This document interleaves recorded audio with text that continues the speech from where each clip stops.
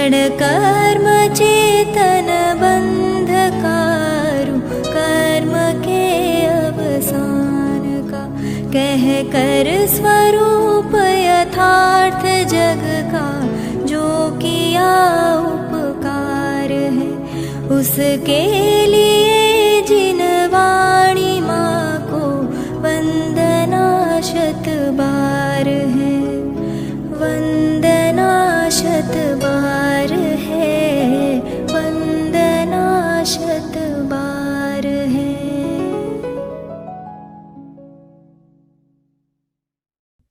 वोच्छामि समय पाहुड़, नमो सुध केवली भणि।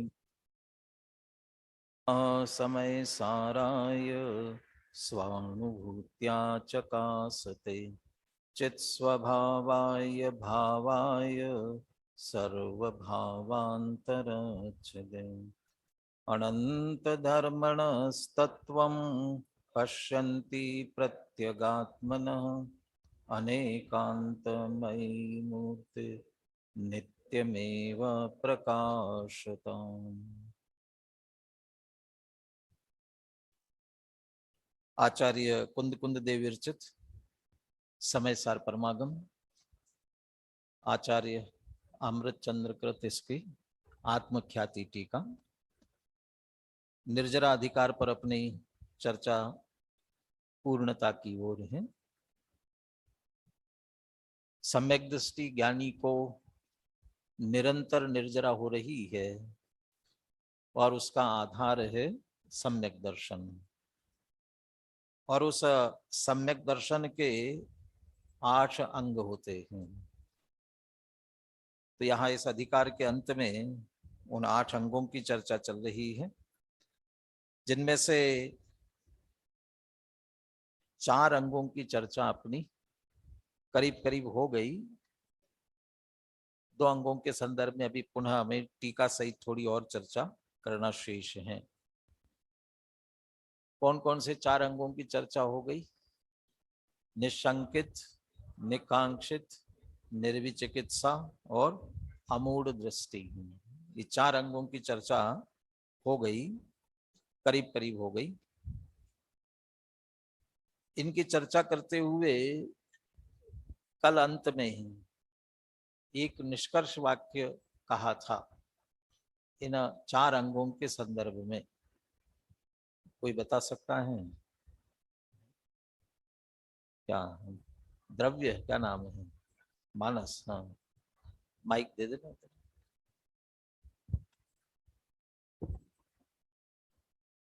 मोह राग द्वेष, तो निकांक्षित से मोह का अभाव हो गया। फिर निर्विचिकित्सा, निकांक्षित, निर्विचिकित्सा, अमूढ़ दृष्टि।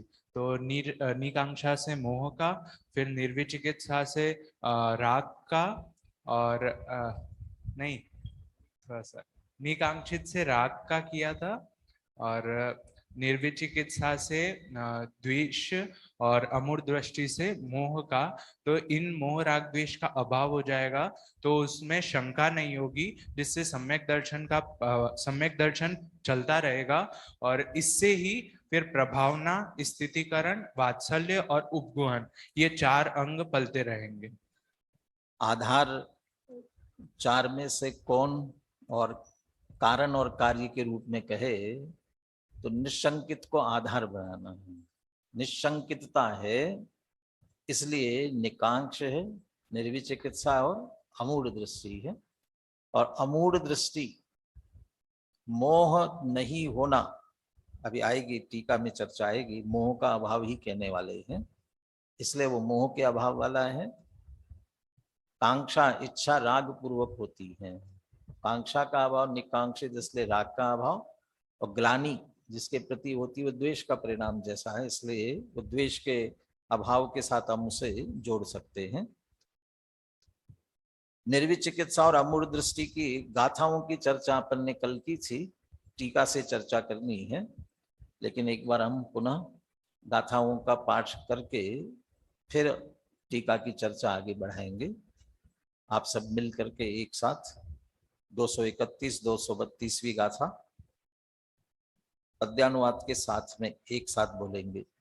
बोलिए।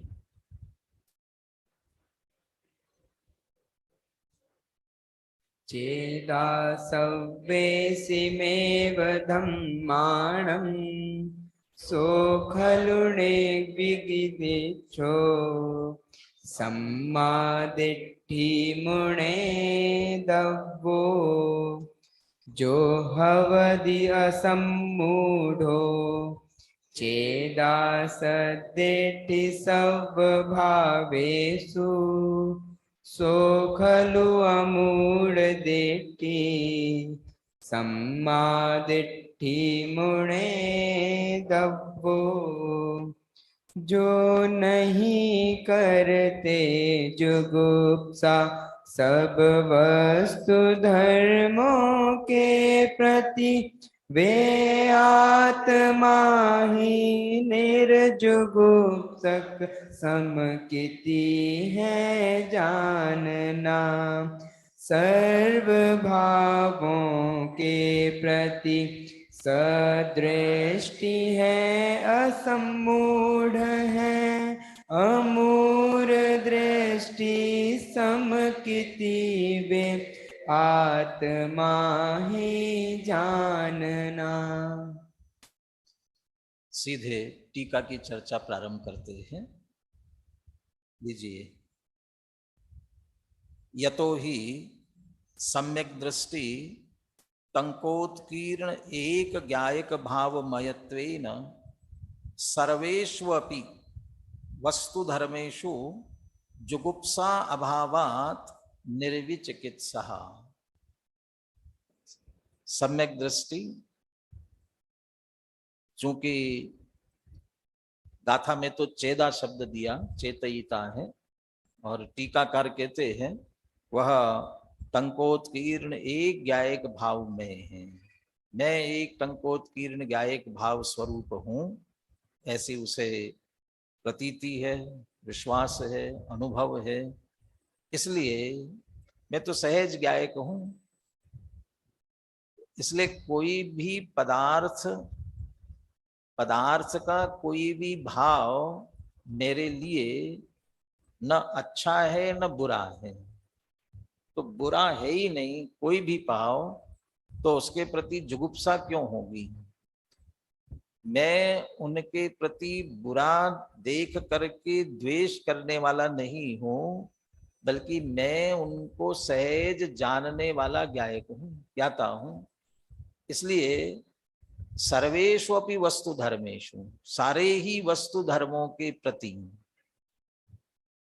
तो वैसे तो सबके प्रति ग्लानि तो होती नहीं है, कुछ ही होते हैं जिनके प्रति ग्लानि का भाव आता है। क्या होते हैं, चूंकि यहाँ कहीं दिया नहीं है, इसलिए अनुशीलन में पुरुषार्थ सिद्धिपाय का श्लोक दिया है, तो वहां बताएंगे, कुछ भाव बताएंगे कि जिन भावों के प्रति हमें ग्लानि होती है। कुछ पदार्थ बताएंगे जिनके प्रति हमें ग्लानि का भाव आता है, तो वे उनके प्रति भी ग्लानि सम्यक दृष्टि को नहीं होती है, क्योंकि वो ज्ञायक है, इसलिए उनके प्रति भी। और चूंकि उनके प्रति नहीं होते तो सारे ही वस्तु धर्मों के प्रति।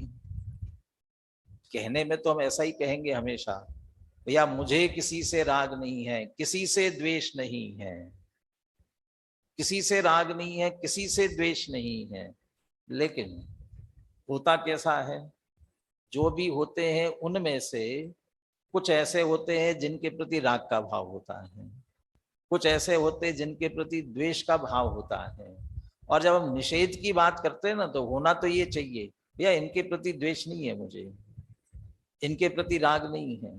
तो कभी कभी ये कहते हैं, भैया कोई मेरे अनुकूल हो तो उसके प्रति मुझे राग नहीं है, कोई प्रतिकूल हो उसके प्रति भी मुझे द्वेष नहीं है। अनुकूल हो उनके प्रति राग नहीं है, तो प्रतिकूल है उनके प्रति राग है। तो कहते जब अनुकूल के प्रति ही राग नहीं है, जो प्रतिकूल होगा उसके प्रति राग क्यों होगा। जो प्रतिकूल हो रहा है उसके प्रति द्वेष नहीं है, तो फिर जो अनुकूल ही होगा उसके प्रति द्वेष क्यों होगा। इसलिए किसी के प्रति नहीं, ऐसा ही वैसे तो कुछ ही पदार्थ होंगे जिनके प्रति ग्लानि का भाव आ सकता है, लेकिन ऐसा छांटे क्यों इसके प्रति और इसके प्रति? यहां तो कहते किसी के प्रति ग्लानि का भाव नहीं, ग्लानि के योग्य कोई है ही नहीं, क्योंकि योगसार प्रावृत का एक श्लोक अनेक बार मैंने सुनाया, ध्यान होगा, ज्ञानिना ज्ञायते सर्वम न च वेद्यते, अज्ञानिना वेद्यते सर्वम न च ज्ञायते। ज्ञानी के द्वारा सारे पदार्थ ज्ञायते, जाने जाते हैं, न च वेद्यते, उनका वेदन माने राग द्वेष पूर्वक इष्ट अनिष्ट मान करके वो उनका वेदन करता ही नहीं है। जब वेदन ही नहीं करता है तो वो कांक्षा भी नहीं होती है, ग्लानि का भाव भी नहीं। इसलिए सारे ही वस्तु धर्मों के प्रति सबके ही लिया एक साथ, सर्वेष्वपि वस्तु धर्मेषु। अब ऐसे तो संधि विच्छेद करके हम ऐसा भी कह सकते हैं, सर्वेषु वस्तुषु, सर्व वस्तुओं के प्रति, इसलिए कुछ पदार्थों की बात करने वाले हैं। और सर्वेषु धर्मेषु, उन वस्तुओं के कोई धर्म, कोई अवस्था, कोई पर्याय, कोई भाव ऐसे हो जिनके प्रति ग्लानि के भाव हो सकते हैं, उनके प्रति, न वस्तुओं के प्रति न उनके भावों के प्रति, किसी के प्रति भी सम्यक दृष्टि ज्ञानी को जुगुप्सा होती नहीं, जुगुप्सा अभावात, और इसलिए निर्विचिकित्सा, वो निर्विचिकित्स है। ततः अस्य विचिकित्सा कृतो नास्ति बंधः, इसलिए उसे विचिकित्सा के कारण होने वाला बंध, हम जो बार बार ग्लानि का भाव करके, आकुल व्याकुल हो करके, अपने परिणाम बिगाड़ करके, जो भाव बिगाड़ करके जो निरंतर बंद करते हैं, तत्काल के उन भावों से अशुभ पाप का बंद करते हैं, और वस्तुओं को ऐसा माना, ये विपरीत मान्यता, मिथ्यात्व का, अनंत संसार का बंद भी उसके साथ करते हैं। वो निरंतर ज्ञानी को होती है, कोई बहुत गंदी चीज होगी और कभी कभी ग्लानि का भाव आएगा भी, वो बात भी अनेकों बार आ रही है कि वह कदाचित चारित्र मोह की कमजोरी से ऐसा भाव आ भी जाता है, परंतु वो जो मिथ्यात्व वाला बंध है ना, अनंत वाला, वो बंध उसे बिल्कुल नहीं होता है। विचिकित्सा कृता बंधः, वह विचिकित्सा संबंधी बंध उसे बिल्कुल नहीं होता है, किंतु निर्जरा एव, किंतु उसे निर्जरा ही होती है। दूसरा, अमूढ़ दृष्टि की गाथा भी साथ ही थी। यतो ही सम्यक दृष्टि टंकोत्कीर्ण एक ज्ञायक भाव मयत्वेन सर्वेषु अपि भावेषु मोह भावात्, वह सम्यक दृष्टि एक टंकोत्कीर्ण ज्ञायक भाव में होने से, अमृतचंद्र आचार्य की शैली, जो ऐसे मूल शब्द होते हैं ना, उन शब्दों को बार बार रिपीट करते हैं। जैसे जीव अजीव अधिकार में तो 8 प्रकार की विपरीत मान्यता वाले, ये जीव नहीं है। क्यों? इनसे भिन्न चैतन्य स्वरूपी आत्मा भेद विज्ञानियों को निरंतर अनुभव में आ रहा है। उसके सामने वह चैतन्य स्वरूप आत्मा की बात 8 बार दोहराएंगे, वैसे कि वैसे, उसी भाषा में, बहुत बहुत बार। अभी आगे चल करके जब कर्म संन्यास, कर्म फल संन्यास, इसकी भावना को नचाएंगे और उसमें अनेक बोल लेंगे। कर्म फल के संन्यास की भावना में 148 कर्म की प्रकृतियां, उन सभी कर्म के फल को मैं भोगता नहीं हूं, सहज उनका ज्ञाता दृष्टा हूं, तो हर एक कर्म का नाम लेंगे और उसके बाद में मैं सिर्फ इनको जानने वाला ज्ञाता दृष्टा हूं। वो बात 148 बार दोहराएंगे। यानी जो मूल बात है उस बात को, अब वो तो आप और हमारे लिए लिख ही नहीं रहे हैं, वो किसके लिए लिख रहे हैं? अपने लिए लिख रहे हैं, अपनी मस्ती में। ये मैं यहाँ टंकोत्कीर्ण एक ज्ञायक भाव मयत्वेन, इस बात के लिए कह रहा हूं। जब ये शब्द लिख रहे होंगे तब क्या परिणाम होंगे अमृतचंद्र आचार्य के? हमें तो लग रहा है क्या एक ही बात को बार बार लिखते हैं, बार बार लिखते हैं। हम तो ऐसे आलसी हैं, ऐसी लाइन लिखनी होगी ना तो वही बात बार बार आ रही होगी तो नीचे डू डू करते जाएंगे। और वे जब उससे लिखते होंगे ना ताड़पत्र पर, तब भी इस बात को पुनः पुनः लिखा, क्योंकि ये अंतर की भावना, अंतर का संवेदन, अंतर का संचेतन। तो एक टंकोत्कीर्ण एक ज्ञायक भाव मयत्व, वो चौथे गुणस्थान वाले के लिए कह रहे हैं, वो सम्यक दृष्टि, वो टंकोत्कीर्ण एक ज्ञायक भाव में है, चौथे वाला। और स्वयं अमृतचंद्र आचार्य कौन से वाले हैं? छठे सातवें वाले।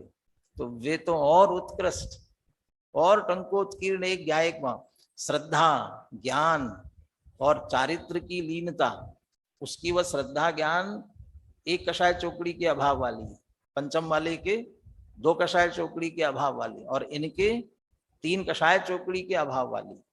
और उसके साथ में उसका संवेदन, उसका संचेतन करते हुए, और वो कहे वो चौथे वाला भी, उसके भी टंकोत्कीर्ण एक ज्ञायक भाव मयत्वेन सर्वेषु अपि भावेषु, सर्व भावों के प्रति मोह भावात्, उसे किसी भाव के प्रति मोह नहीं है, विपरीतता नहीं है, अच्छी तरह से निर्णय है।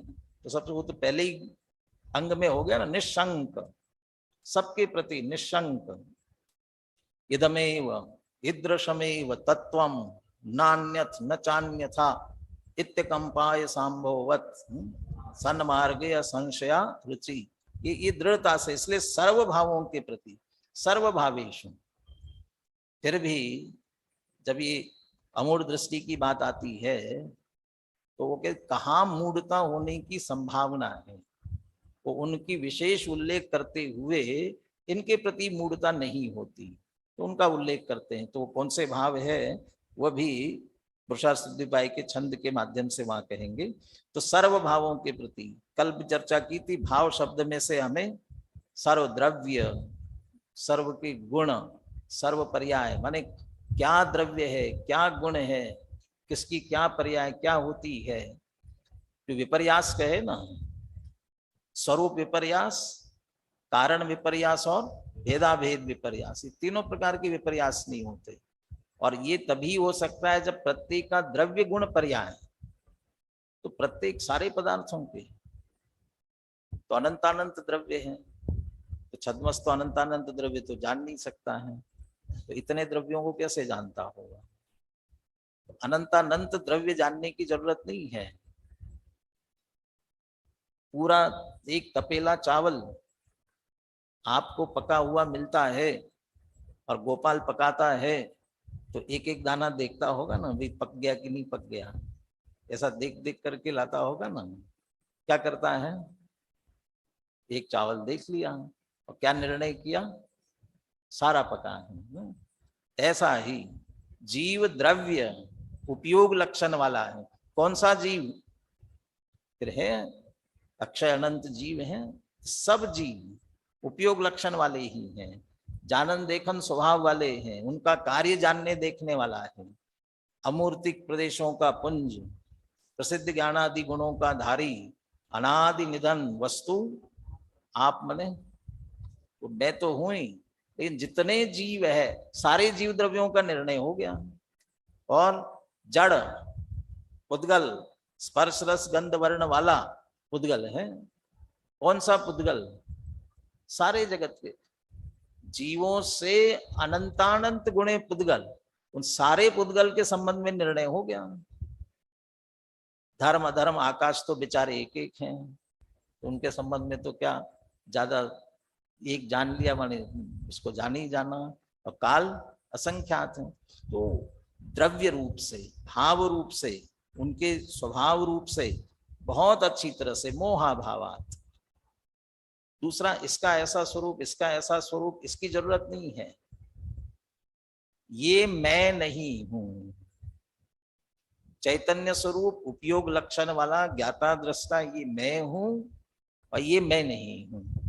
ये जान लिया सब दुनिया को, इनसे मेरा कोई संबंध नहीं है, ये सारी दुनिया जानने में आ गई। सबको जाना, सर्व भावों के प्रति मोह अभावात। क्योंकि अपना स्वयं का अच्छी तरह से निर्णय हुआ है, इसलिए किसी भी परद्रव्य के प्रति एकत्व, ममत्व, कर्तृत्व, भोक्तृत्व बुद्धि होती नहीं है। एक ज्ञायक भाव टंकोत्कीर्ण, एक ज्ञायक भाव मयत्वेन। इस कारण से मोह तो एक किसी के प्रति मोह नहीं होता, एकत्व ममत्व बुद्धि होती नहीं है, क्योंकि अच्छी तरह समझ लिया मैं कौन हूं, पर कौन है, अच्छी तरह जान लिया है।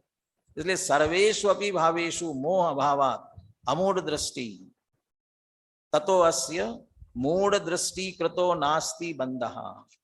इसलिए सम्यक दृष्टि को मूढ़ दृष्टि के कारण होने वाला बंध नहीं होता, किंतु निर्जरा एव, किंतु निर्जरा ही होती है। हमारे लिए बंधन के कारण कितने?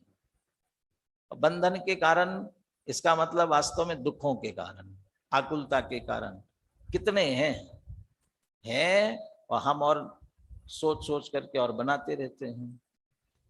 और सम्यक दृष्टि ज्ञानी के पास इन सब से बचने के लिए, इन सब से कितने साधन हैं? कितने? बहुत नहीं है, एक ही है। बस वो एक टंकोत्कीर्ण एक ज्ञायक भाव में पने से अपना अनुभव कर रहे हैं। वह इसीलिए सब वो जो बंधन के कारण है ना, अज्ञानियों को जिस जिस कारण से बंध होता है वो होता ही नहीं है, वो सहज चला जाता है एक ही के कारण से, उसके आश्रय से, उसके लक्ष्य से। इसलिए बंध नहीं होता है, मात्र निर्जरा ही होती है। अनुशीलन से हम पढ़ते हैं, ग्लानि विचिकित्सा किन किन के प्रति होने की संभावना है। कुछ भाव और कुछ द्रव्यों का उल्लेख करते, पदार्थों का उल्लेख करते हैं, और आभास मूढ़ता किन किन प्रति होने की संभावना है। ये 25वां 26वां श्लोक दिया हुआ है 324 पेज पर। बोलिए, एक साथ बोलिए सही। क्षुतृष्णाशीतोष्ण प्रवृत्तिषु नानाविधेषु भावेषु द्रव्येषु पुरीषादिषु विचिकित्सा नैव करणीया।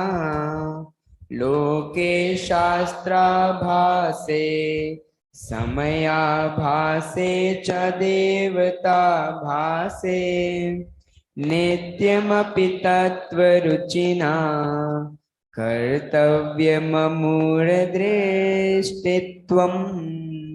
भूख प्यास अच्छी लगती है क्या? ऐसा लगता है कि भूख लगे ही नहीं तो झंझट ही नहीं है, पापी पेट का सवाल है। और ये पेट की भूख लगती नहीं तो क्यों पाप करता? ये तो कहने की बात है। पेट तो भर जाता है लेकिन पेटी नहीं भरती है, मन नहीं भरता है, वो तो मन की ही बात है। लेकिन ये भाव, भूख प्यास, सर्दी के प्रति ग्लानि होती है कि गर्मी के प्रति ग्लानि होती है? किसके प्रति? सर्दी के प्रति। सर्दी अच्छी नहीं लगती कि गर्मी अच्छी नहीं लगती? किसके प्रति? सर्दी में सर्दी अच्छी नहीं लगती और वही गर्मी में गर्मी अच्छी नहीं लगती। और सर्दी में अच्छी धूप आ जाए, गरम गरम गर्मी लगे तो अच्छा लगे, तो उसके प्रति ग्लानि नहीं होगी। तो उल्टा लेना, जब ठंड के टाइम पर ठंड के प्रति ग्लानि आएगी, ठंडी नहीं चाहिए, गर्मी नहीं चाहिए। इसलिए वो भावों की बात की, नाना विधेषु भावेषु द्रव्येषु पुरीषादिषु, और विष्टा आदि के प्रति, जिनको देख के घृणा का भाव आता है, ऐसे पदार्थ। इनमें भी जो विष्टा आदि तो एक सामान्य है सबके लिए, इसके अलावा भी किसी को किसी के प्रति, किसी को किसी के प्रति घृणा होती है। किसी को कोई गंध, किसी को कोई, सभी तरह के वर्ण, इन सब के प्रति भी ग्लानि के भाव होते हैं।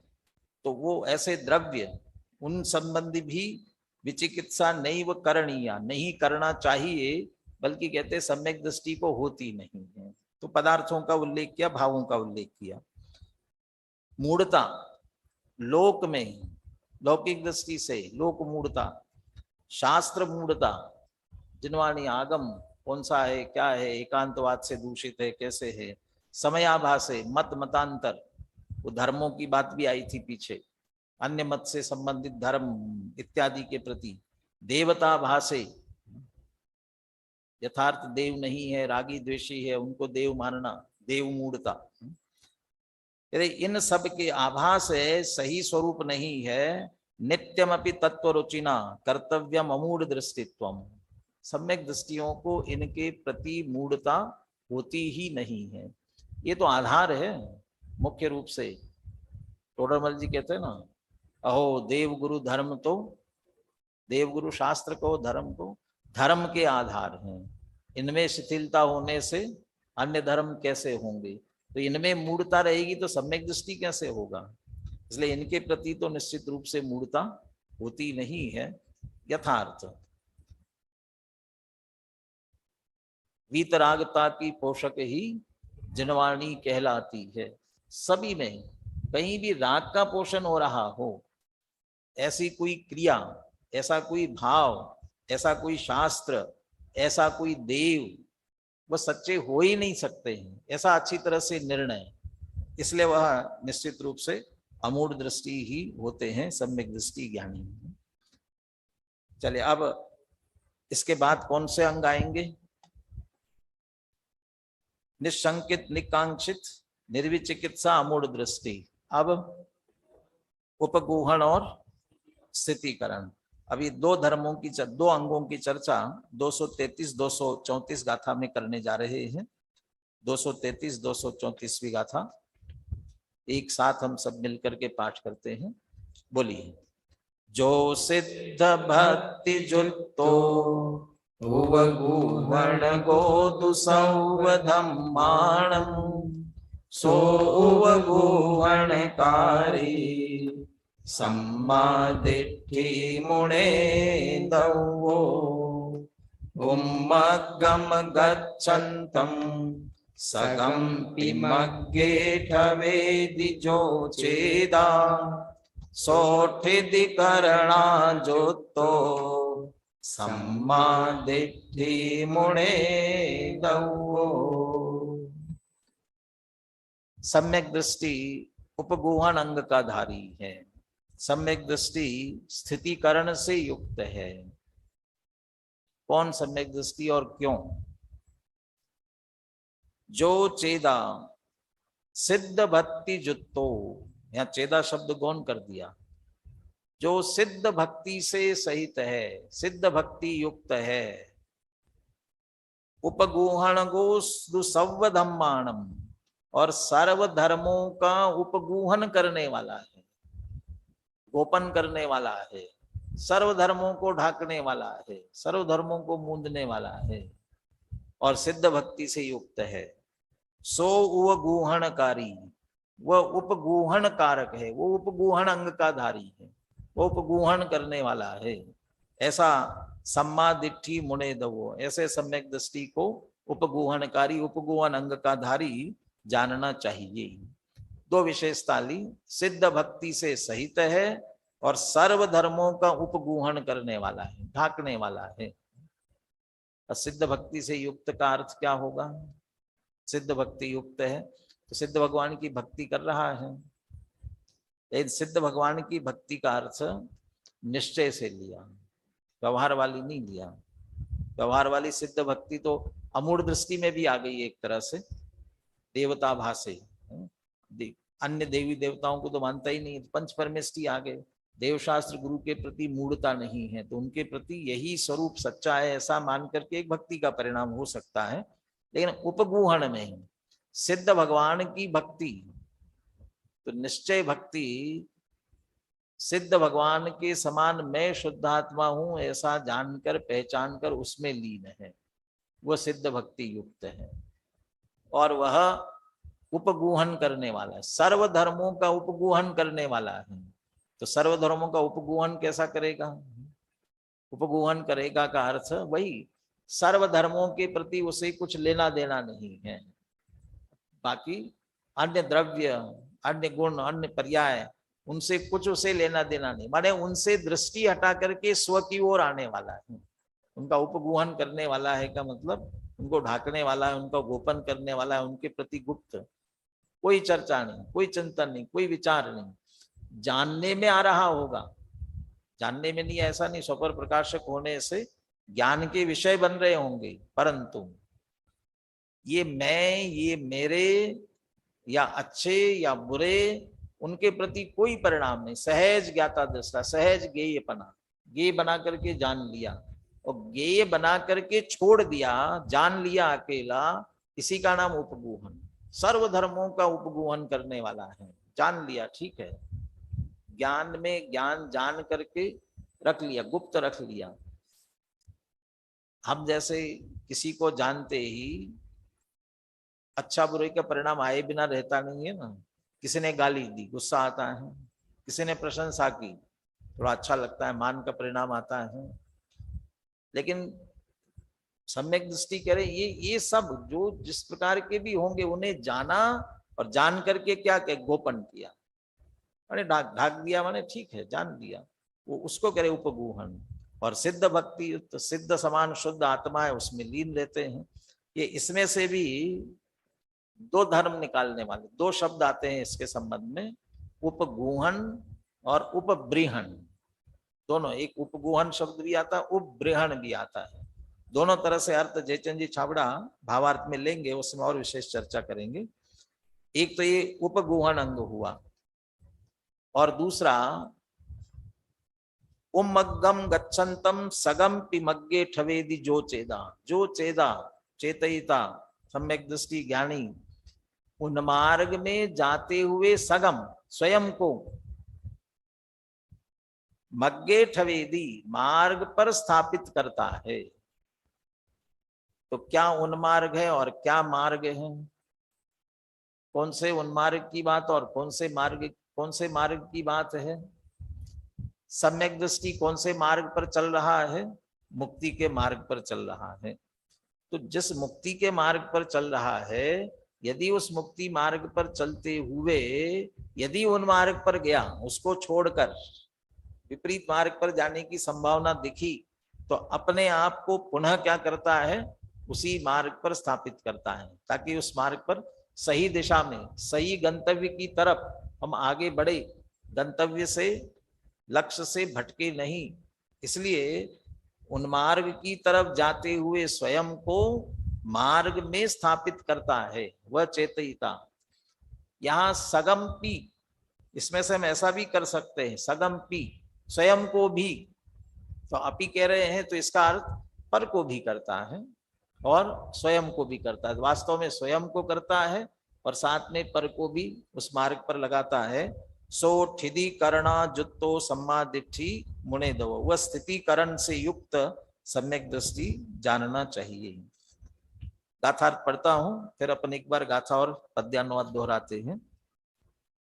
जो चेतयिता सिद्धों की भक्ति से युक्त है और पर वस्तुओं के सभी धर्मों को गोपने वाला है। देखिए इसमें शब्द अर्थ में ही, गाथा अर्थ में शब्द का उल्लेख करके भाव स्पष्ट कर दिया। सर्व धर्मों के माने अपने ही धर्मों का गोपन कर दिया, ऐसा नहीं है। अपने धर्मों के प्रति तो अनंत धर्मात्मक अपना शुद्ध आत्मा, उसका तो लक्ष्य कर रहा, गुण भेद से नहीं, अभेद दृष्टि से, परंतु पर धर्मों के प्रति, इसलिए पर धर्मों का गोपन करने वाला है। पर वस्तुओं के सभी धर्मों को गोपने वाला है, उसको उपगुहन अंग का धारी सम्यक दृष्टि जानना चाहिए। जो चेतयिता उन्मार्ग में जाते हुए सम्यक दर्शन ज्ञान चारित्राणी मोक्ष मार्ग। अब वो इसके लिए उन्मार्ग क्या है, मिथ्या दर्शन, तो सम्यक दृष्टि तो है ही, फिर मिथ्या दृष्टि हो गया तो बिल्कुल ही मार्ग से हट गया। वह सम्यक दृष्टि जो श्रद्धा ज्ञान चारित्र, इसमें से श्रद्धा और ज्ञान तो दृढ़ हुआ, लेकिन चारित्र की स्थिरता, लीनता जहां होनी चाहिए वहां न हो करके पुनः पुनः पर की ओर जाती है, वो भी एक तरह से उन्मार्ग है। इसलिए वह पुनः उससे वो पर की ओर जाने वाली अपनी परिणति को समेटकर स्व में स्व की रुचि, स्व सन्मुखता, स्व में लीन होने का प्रयास करता है, ये सन्मार्ग में अपने आप को स्थापित करता है। वैसे तो उस मार्ग पर तो है ही। वहां मुनिराज का एक छेदोपस्थापना नाम का भी चारित्र कहलाता है ना, छेदोपस्थापना। वहां छेद और उपस्थापना क्या लिया, छेद क्या और उपस्थापना क्या है? वो शुद्धोपयोग का छेद हुआ, वो छेद तो माने शुभोपयोग में आगे माने छेद हो गया, और उपस्थापन क्या है, ये पुनः शुद्धोपयोग में आए, तो छेदोपस्थापना। ऐसे ये चारित्र की दृष्टि से, चारित्र की मुख्यता से स्व की स्थिरता, स्व सन्मुखता, स्वलीनता पर की सन्मुखता हो रही है, तो वहां से निकाल करके, वहां से हट करके स्व सन्मुख करने का प्रयास करता है, और कदाचित मिथ्यात्व की ओर भी जाने की संभावना बने कदाचित, तो उससे भी बचा करके अपने को सन्मार्ग में रखता है। जो चेतयिता उन्मार्ग में जाते हुए अपने आत्मा को सन्मार्ग में स्थापित करता है, वह स्थितिकरण अंग का धारी सम्यक दृष्टि जानना चाहिए। बोलिए गाथा और पद्यानुवाद बोलिए।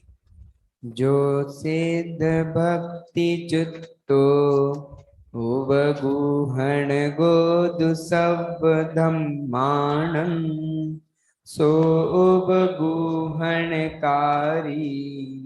सम्मादिट्ठि मुणे दब्बो उम्मग्गं गच्छतं सगम्पि मग्गेठवेदिजो चेदा सोथिडिकर्णा चुत्तो सम्मादिट्ठि मुणे दब्बो। जो सिद्ध भक्ति युक्त है सब धर्म का गोपन करे, वे आत्मा गोपन करी सद दृष्टि है यह जानना। उन मार्ग गत निज भाव को लावे स्वयं सन मार्ग में, वे आत्मा स्थिति करण सम्यक दृष्टि है यह जानना। यहाँ अमृतचंद्र आचार्य खास करके उपगुहन अंग में उपगुहन लेते ही नहीं है, वो सीधे उपग्रहण उसकी मुख्यता से ही बात करते हैं। देखिए टीका, और इसीलिए जयचंद जी छाबड़ा भावार्थ में कहते हैं उपगुहन भी है और उपग्रहण भी है, जिनवाणी में दोनों मिलते हैं। कुंद कुंद आचार्य ने उपगुहन की मुख्यता से बात की, तो टीकाकार अमृतचंद्र आचार्य ने उपग्रहण की मुख्यता से बात की। यतो ही सम्यक दृष्टि टंकोत्कीर्ण एक ज्ञायक भावमयत्वेन समस्त आत्मशक्तीनाम उपब्रहणात् उपब्रह्म कहा। कैसा है सम्यक दृष्टि? समस्त आत्मशक्ति नाम, सारे आत्मशक्तियों को क्या करने वाला है? उपब्रहणा, बढ़ाने वाला, वृद्धि करने वाला, सारे आत्मशक्तियों का। कौन कौन सी आत्मा की शक्ति? ज्ञान, दर्शन, चारित्र, सुख, वीर्य, वही है। और बहुत से बहुत 47 शक्तियों की बात की जाए, वो उन सारी शक्तियों की सम्यक दर्शन होते ही, ऐसा कहते हैं सर्वगुणांस्ते समकित, माने सम्यक दर्शन होते ही सारे गुणों में आंशिक शुद्धि, निर्मलता सारे गुणों में आती है, सब गुणों में। और उन सब गुणों की अब शक्ति बढ़ाना चाहते हैं, सबकी निर्मलता, और अभी आंशिक शुद्धि हुई है तो पूर्ण शुद्धि, तो शुद्धि की वृद्धि वो करने लगते हैं, होने लगती है।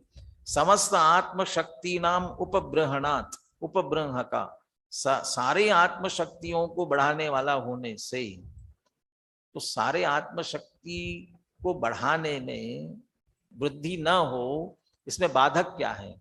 क्या बाधा बन रही है? मार्ग मिल गया, शुद्धता प्रारंभ हो गई, तो फिर अब बढ़ाने में दिक्कत क्या आ रही? क्यों नहीं बढ़ पा रही है? वो जो श्रद्धा हुई है, लेकिन जो श्रद्धा हुई है वह स्वरूप की स्थिरता हो, स्वरूप में ही लीनता हो तो शुद्धि की वृद्धि हो सकेगी। तो अब बाधक किस बात की बाधा बन रही है कि स्वरूप की लीनता में बाधा बन रही है। और स्वरूप की लीनता की बाधा क्यों बन रही है? अभी वो अनादि से पर पदार्थों की जो रुचि पड़ी थी ना, वो पर पदार्थ वे अभी अपनी तरफ आकर्षित करते हैं। श्रद्धा यथार्थ होने के बाद भी आकर्षित करते हैं। तो क्या करना? इसीलिए कहा वो दूसरी बात, वो सर्व धर्मों का उपगोहन करने वाला है। माने उन सबके प्रति दृष्टि हटा करके वो जो आकर्षित करने वाले, जिनसे राग द्वेष होवे, स्थिरता न हो पाए, वो उनसे उपगोहन करता है। माने उनसे हटाता है अपने आप को और फिर अपने स्वरूप में लाता है, तो अपने गुणों की वृद्धि होती है। उपब्रहणात्, इसलिए उपब्रह कहा। अब आगे हर एक में क्या शब्द ले रहे थे और यहाँ क्या शब्द लेते देखिए। वहां यदि निर्विचिकित्सा है तो चिकित्साकृत विचिकित्सा वाला बंद नहीं होगा। यदि निष्कांक्ष है तो कांक्षा संबंधी बंद नहीं होता। और यहाँ उपब्रहक है तो उसके सामने क्या लेते हैं? ततः अस्य जीव शक्ति दौर्बल्य कृतो नास्ति बंधः। इसलिए सम्यक दृष्टि को जीव की शक्ति की दुर्बलता से होने वाला बंद नहीं होता। दुर्बलता, अभी कोरोना फैल गया था, अभी फिर बार बार कहते हैं अभी फिर से आ सकता है, सावधान रहो। लेकिन फैला, किन किन को चपेट में लिया? कौन बचे? जो अपने आप को जिन्होंने उपगूहन कर लिया, गोपनकारी रहे, गुप्त करा लिया अपने आप को, वो बचे। लेकिन बहुत से सब गुप्त रहे बिल्कुल और फिर भी बीमार पड़ गए। क्यों पड़े? और कुछ घूमते रहे और कुछ भी नहीं बिगड़ा उनका। किसका बिगड़ा और किसका नहीं बिगड़ा? तो अभी तो बार बार एक शब्द का प्रयोग आया होगा ना, इम्यूनिटी बढ़ाओ अपनी। क्या बढ़ाओ? इम्यूनिटी का मतलब क्या बढ़ाओ? रोग प्रतिकारक शक्ति बढ़ाओ। तो वो जो पकड़ में, कौन पकड़ में आया? जिसके अंदर रोग प्रतिकारक शक्ति कमजोर थी, वो चपेटे में आ गया। अपने घर में बैठा बैठा भी आ गया, कहीं से भी आया, उसकी रोग प्रतिकारक शक्ति कमजोर थी इसलिए। और जो घूमता भी रहा लेकिन उसकी प्रबल थी, तो कुछ भी नहीं बिगाड़ कर सके। पर ये उपबृहत जो बात कर रहे हैं, श्रद्धा होने के बाद भी यदि ये दुर्बलता रही, चौथे गुणस्थान वाला भी व्रतादिक अंगीकार नहीं कर पाता है। कदाचित मुनि व्रतादि भी अंगीकार नहीं कर पाता। क्यों नहीं कर पाता? ये दुर्बलता है। और ये जो दुर्बलता है, कि इस दुर्बलता के कारण आश्रव बंद हो ही रहा है ना। तो वो दुर्बलता कृत बंद, आप कहते सम्यक दृष्टि अपने स्वरूप को, अपने सामर्थ्य की वृद्धि कर रहा है। तो वृद्धि कर रहा है तो दुर्बलता वाला बंद उसे नहीं होगा, और जो दुर्बलता में रहेगा उसे बंद होगा। तो ये जीव शक्ति द्रौबल्य कृता, श्रद्धा ज्ञान चारित्र हमारे गुण आत्मा के हैं ना। तो आत्मा के हैं तो इनको आत्मा को विषय बनाना चाहिए ना, स्वयं को। स्वयं को न बना करके पर को विषय बना रहे हैं। क्यों बना रहे हैं? ये भी दुर्बलता है। तो हमारी अपनी शक्ति की दुर्बलता, मिथ्या दर्शन ज्ञान चारित्र विपरीतता होने में हमारी तो दुर्बलता है, हमारी तो पुरुषार्थहीनता है। अनेक जगहों पर अमृतचंद्र आचार्य ने ही ऐसा निर्णय नहीं करने के कारण से क्या शब्द का प्रयोग किया? क्लीबत्वेन, नपुंसकता के कारण से। ये पुरुषार्थहीनता है। हमारा स्वरूप होकर के हम उसका निर्णय नहीं कर पा रहे हैं, ये हमारी पुरुषार्थहीनता है, ये दुर्बलता। इसके कारण से बंद हो रहा है। और सम्यक दृष्टि ने निर्णय कर लिया, इसलिए उसे जीव शक्ति दौर्बल्य कृतो नास्ति बंधः किंतु निर्जरा एव। उपगूहन। दूसरा स्थितिकरण, स्थिर किया। किसमें स्थिर किया? यतो ही सम्यक दृष्टि टंकोत्कीर्ण एक ज्ञायक भावमयत्वेन मार्गात प्रच्युतस्य आत्मनः, अपने आप को, कौन हम? आत्मना, कि मार्गात प्रच्युत से, जो मार्ग से च्युत हुआ हो, ऐसे अपने आप को मार्गे एव स्थिति करणात्, पुनः मार्ग में ही स्थिर करने के कारण से स्थितिकारी, वो स्थितिकरण वाला है। ततः अस्य मार्ग चवन कृतो नास्ति बंधः, जो मार्ग से च्युत हुए हैं उन्हें तो कर्म का बंध हो ही रहा है, और वे अपने आप को सम्यक दृष्टि ने मार्ग पर स्थापित किया है, इसलिए मार्ग से च्युत होने से अस्थितिकरण वाला जो बंध है वह ज्ञानी को नहीं होता, किंतु निर्जरा एव, बल्कि निर्जरा ही होती है। अनुशीलन में दो बातें विशेष पढ़ते हुए आज की चर्चा अपन पूरी करते हैं।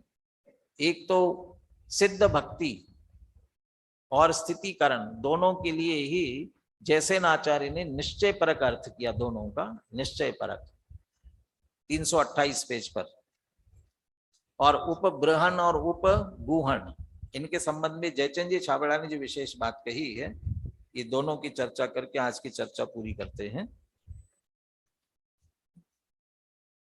शुद्धात्म भावना रूप पारमार्थिक भक्ति से युक्त, पारमार्थिक सिद्ध भक्ति से युक्त, माने वो सिद्ध भक्ति से कह रहे सीधे निश्चय भक्ति, शुद्धात्म भावना रूप पारमार्थिक सिद्ध भक्ति से युक्त। व्यवहार से सिद्ध भक्ति बहुत बढ़िया उत्कृष्ट, उसकी गाथा तो याद हो गई ना, नियम सार की गाथा कुन-कुन शतक में उद्धृत की है। कौन सी गाथा है?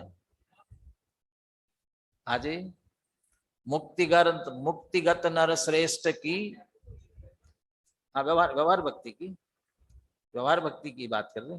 व्यवहार उत्कृष्ट व्यवहार भक्ति क्या है? वो जो लिखे ना, मुक्तिगत नर श्रेष्ठ की भक्ति करे गुण भेद से, और परम भक्ति कही है जिन मार्ग में व्यवहार से। यानी एक तो दूसरे सिद्ध भगवान और सिद्ध दूसरे हैं अन्य सिद्ध भगवान, मुक्तिगत नर श्रेष्ठ की, जिन्होंने मुक्ति प्राप्त कर ली है उनकी भक्ति कर रहे हैं, तो पराश्रित तो व्यवहार, दूसरों की भक्ति कर रहे हो इसलिए व्यवहार है। और दूसरी उनकी भक्ति कैसे कर रहे हो? गुण भेद से कर रहे हो, गुण भेद पूर्वक कर रहे हो, इसलिए गुण भेद किया, गुण भेद पूर्वक किया, इसलिए व्यवहार। अब फिर भी उत्कृष्ट भक्ति कह रहे, क्यों उत्कृष्ट भक्ति कर रहे कह रहे हैं? एक तो मुक्ति को प्राप्त हुए हैं, हमारी भी मुक्ति की भावना है, और दूसरा वास्तविक उन्हीं के जो गुण है उन्हीं के अनुसार, अन्य किसी की बात न करते हुए, बस वो उत्कृष्ट भक्ति है। बाकी तो अतिशयोक्ति करते हुए, कामना करते हुए ऐसी भक्ति करना वो कोई भक्ति है? उसको व्यवहार से भक्ति के। और निश्चय भक्ति क्या है? ये शुद्धात्म भावना रूप, सिद्ध समान सदा पद मेरो, मैं भी सिद्ध सदृश शुद्ध आत्मा हूं। शुद्धात्म भावना रूप पारमार्थिक सिद्ध भक्ति से युक्त और मिथ्यात्व रागादि विभाव भावों का विनाशक, ये सिद्ध भक्ति से युक्त ये स्वरूप की लीनता और उपगूहन किनका किया? मिथ्यात्व रागादि विभाव भावों का विनाशक। ऐसा सम्यक दृष्टि जीव उपगूहन अंग का धारी है। और दूसरी तरफ स्थितिकरण के लिए कहते हैं मिथ्यात्व रागादि रूप उन्मार्ग में जाते हुए, मिथ्यात्व में जा रहा है तो महाविपरीतता, और सम्यक दर्शन होने के बाद भी अभी रागादि में जा रहा है तो भी अभी उन्मार्ग है। जाते हुए अपने आत्मा को परम योग के अभ्यास के बल से शुद्धात्म भावना रूप निश्चय मोक्ष मार्ग में दृढ़ता से स्थापित करने वाला सम्यक दृष्टि स्थितिकरण अंग का धारी जानना चाहिए। यदि सम्यक दृष्टि होने के बाद भी मात्र बाह्य व्यवहारों में अटका हुआ होगा तो फिर शुभ बंध तो होगा, पुण्याश्रव बंध तो होगा, लेकिन जो कर्मों की निर्जरा होते हुए मुक्ति मार्ग पर आगे बढ़ना चाहिए वो नहीं बढ़ पाएगा। इसलिए शुद्धात्म भावना रूप निश्चय मोक्ष मार्ग में, क्या है निश्चय मोक्ष मार्ग? अपने को जानो, अपने को पहचानो और अपने में लीन हो जाओ, माने स्वसन्मुक्ता, तीनों तरह से स्वसन्मुक्ता वही निश्चय मोक्ष मार्ग है। और उसी में दृढ़ता करना ये सम्यक दृष्टि का स्थितिकरण अंग का धारी जानना चाहिए।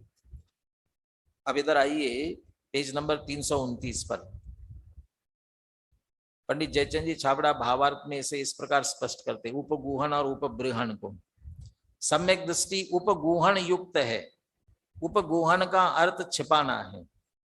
यहाँ निश्चय नए को प्रदान करके कहा है कि सम्यक दृष्टि ने अपना उपयोग सिद्ध भक्ति में लगाया हुआ है, और जहां उपयोग सिद्ध भक्ति में लगाया वह अन्य धर्मों पर दृष्टि ही नहीं रही, इसलिए वह समस्त अन्य धर्मों का गोपने वाला और आत्मशक्ति का बढ़ाने वाला है।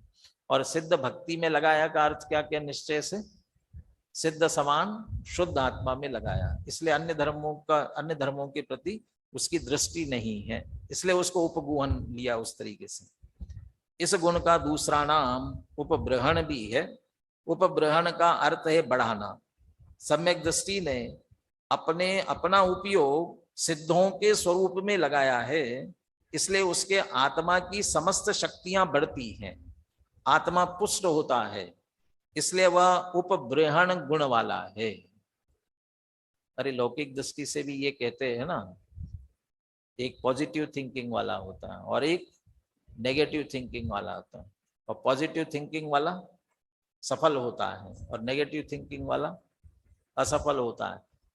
अरे उसकी मानसिक शक्ति, शारीरिक शक्ति ये सब घटती जाती है ना। और ऐसे ही सिद्ध भगवान की वास्तविक स्वरूप सिद्ध समान अपनी शुद्ध आत्मा की, इसमें जो अपना उपयोग लगा रहा है उसकी शक्ति क्यों नहीं बढ़ेगी?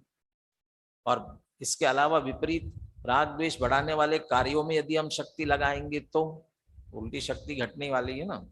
इसलिए सिद्धों के स्वरूप में लगाया, और सिद्धों के स्वरूप में लगाने का अर्थ सिद्धों के साथ में सिद्ध जैसे अपने आत्म स्वरूप में लगाया तो आत्मा की समस्त शक्तियां बढ़ती है, आत्मा पुष्ट होता है, इसलिए वह उपब्रहण गुण वाला है। इस प्रकार सम्यक दृष्टि के आत्मशक्ति की वृद्धि होती है, इसलिए उसे दुर्बलता से जो बंध होता था वह नहीं होता, निर्जरा ही होती है। यद्यपि ये बात जयचंद जी छाबड़ा भावार्थ में याद दिला देते हैं, ऐसा मत समझ लेना वो चौथे गुणस्थान वाला ही है, और उसके कारण से उसके भी परिणाम, उसके भी भाव जो हो रहे हैं वो होंगे, लेकिन उसे वैसा बंध हमें जैसा आनंद संसार का हो रहा है वैसा नहीं होगा, वो भी याद दिलाते चलते हैं। यद्यपि जब तक अंतराय का उदय है तब तक निर्बलता है चौथे गुणस्थान वाले सम्यक दृष्टि को भी, तथापि उसके अभिप्राय में निर्बलता नहीं है। क्यों नहीं है? अपने आप को क्या जान रहा है, क्या मान रहा है? एक तो एक टंकोत्कीर्ण एक ज्ञायक भाव, और दूसरा अभी सिद्ध भक्ति युक्त है, सिद्ध समान शुद्ध आत्मा अपने को समझ रहा है, इसलिए काय की निर्बलता है? अभिप्राय में निर्बलता नहीं है, किंतु अपनी शक्ति के अनुसार कर्मोदय को जीतने का महान उद्यम वर्तता है, इसलिए दुर्बलता वाला बंध उसे नहीं होता। इस तरह स्थितिकरण, उपगूहन या उपब्रहण और स्थितिकरण, इन दो अंगों की चर्चा और अपनी पूरी हुई। अब शेष दो अंग वात्सल्य और प्रभावना, और इसके साथ साथ उपसंगार वाला कलश, ये करते हुए कल निर्जरा अधिकार अपन पूर्ण।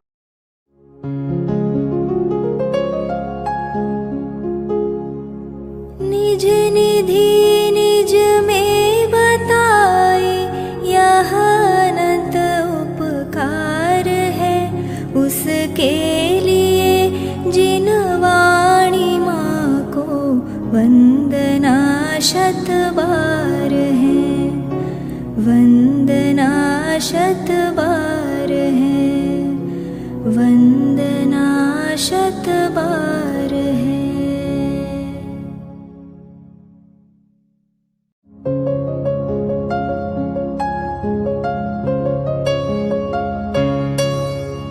हे जिन वाणी भारती तो ही जपो दिन रैन, जो तेरी शरणा गहे सो पावे सुख चैन। जा वाणी के ज्ञान ते सूझे लोकालोक, सो वाणी मस्तक नवो सदा देत हो ढोक, सदा देत हो